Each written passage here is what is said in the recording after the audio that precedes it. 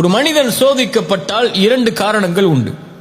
ஒன்று, உறுதியாகவே இறைவன் அவனை சோதித்து வெற்றியின் பாதைக்கு அழைத்து செல்ல விரும்புகிறான். இன்னொன்று, அந்த சோதனையிலேயே அவனுடைய வாழ்வை அழிக்க இறைவன் விரும்புகிறான். இந்த இரண்டுடைய முடிவை பொறுத்துதான் இது இறைவனின் என்ன சோதனை என்று புரிய வரும். புரிஞ்சா? ஒரு சோதனை இறைவன் சோதிப்பான் வெற்றியை நோக்கி அழைத்து செல்வதற்கு. இன்னொரு சோதனை இறைவன் சோதிப்பான் அந்த சோதனையிலேயே அவனுடைய வாழ்வை முடிப்பதற்கு. ஒன்று வெற்றிக்காக வரும், இன்னொன்று அழிவுக்காக வரும். அந்த இரண்டுடைய முடிவை பொறுத்துதான் இறைவனிடத்தில் கூலி முடிவெடுக்கப்படும். அல்லாஹ் ரப்புல் ஆலமீன் உஹதில் சோதித்தான். உஹதில் இறைவன் சோதித்தான், தோல்வியைத்தான் கொடுத்தான்.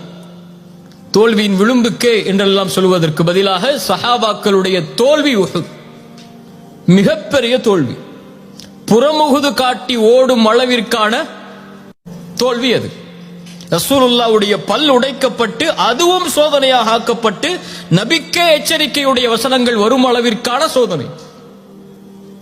70 சஹாபாக்களுடைய உயிர் தியாகம், அதுவும் ரசூலுக்கு நெருக்கமான நபித்தோழர்களுடைய உயிர் தியாகங்கள்.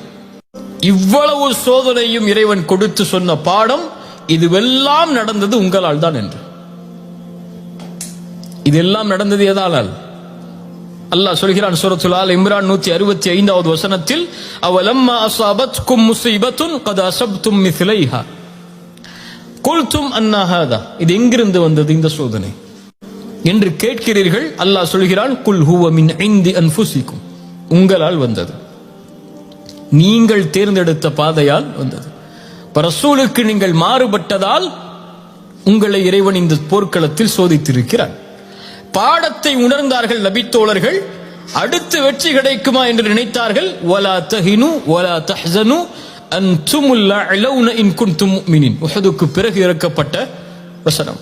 கவலைப்படாதீர்கள், துவண்டு விடாதீர்கள், நீங்கள் தான் உயர்ந்தவர்கள் முஃமின்களாக வாழ்ந்தால். அல்லாஹ் என்ன பாடத்தை சொல்ல வருகிறான்?